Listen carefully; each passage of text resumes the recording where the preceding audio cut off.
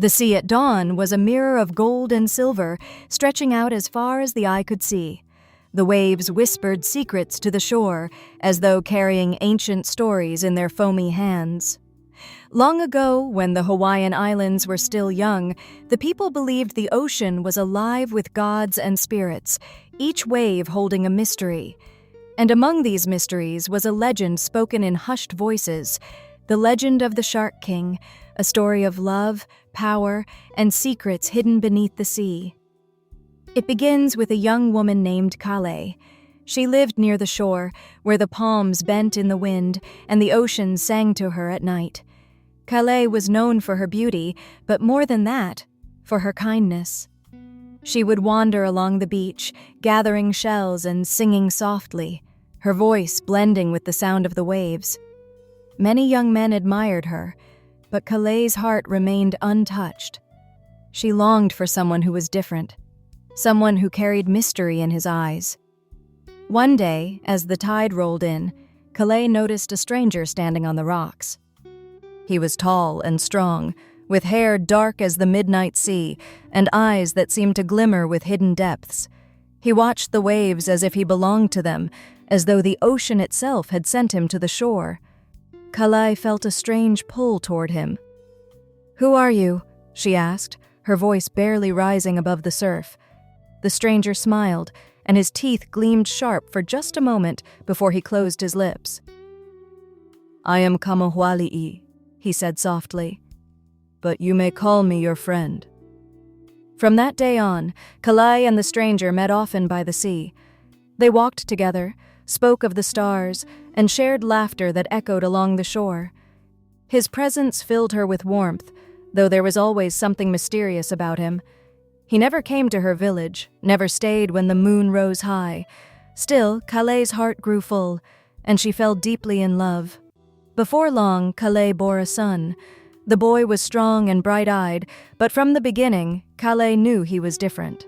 His teeth, though small and sharp, reminded her of his father's fleeting smile. When she bathed him in the sea, the waves seemed to cradle him, as if recognizing one of their own. Kale whispered to herself, "You are not just my child. You belong to the ocean too." As the boy grew, he ran along the shore, fearless of the waves that crashed against the rocks.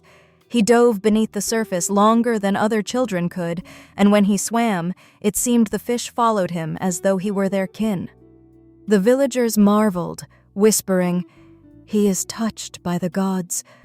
But some grew wary, for they noticed his teeth were sharper than they should be, and when he grew angry, his eyes flashed like the depths of the sea. One evening, Kale sat with her son on the sand, the stars reflecting on the water. The boy turned to her and asked, "Mother, who is my father?" Kale's heart ached. She had always known this day would come. Stroking his hair, she whispered, "Your father is no ordinary man. He is the Shark King, ruler of the sea. You are his son." The boy's eyes widened. "The Shark King?" "Yes," Kale said, her voice trembling between pride and sorrow. "That is why you are different, my child. You belong to two worlds, the land and the sea." From that moment on, the boy felt the call of the ocean more strongly. He spent hours in the water, swimming farther than ever before. His body grew stronger, his movements sharper, his spirit restless. Kale watched with both love and fear, knowing that one day the sea might claim him. The turning came one afternoon when the boy returned from swimming. He looked troubled, his breath heavy.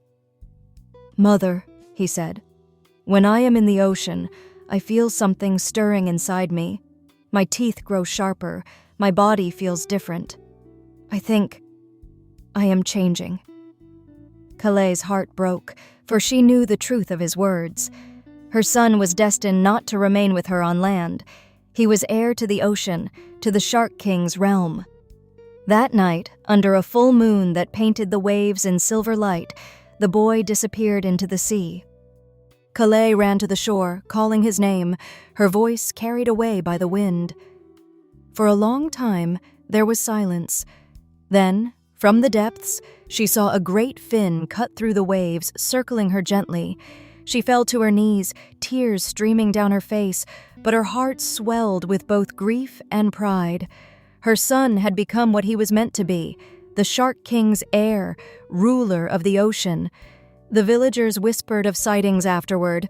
Sometimes, when fishermen cast their nets, a great shark swam near, guiding fish into their boats. At other times, when storms threatened, a dark fin appeared, steadying the waves until the winds passed. The people came to believe that Kalei's son, the child of the Shark King, watched over them still, both protector and reminder of the sea's power. But Kalei knew the truth most deeply. Each night, when the moon shone bright, she walked to the shore and sang softly to the waves, and sometimes, in the shimmering water, a dark shape circled close, listening. Though he had returned to the sea, her son never forgot her song. The legend of the Shark King lives on, as more than just a tale of the sea. It teaches that love can bridge even the widest distances, that destiny cannot be denied, and that the ocean, like life, holds both joy and sorrow. And so, the people of Hawaii remembered the Shark King not with fear, but with respect, for he was both ruler and guardian. And they remembered Kalei, too, the woman whose love reached across two worlds. If you enjoyed this magical Hawaiian folktale, don't forget to like, comment, and subscribe for more stories from around the world, and press the bell icon so you never miss a new adventure. And here's a question for you. If you could live in two worlds, one on land and one in the sea, where would your heart truly belong? Share your answer in the comments below.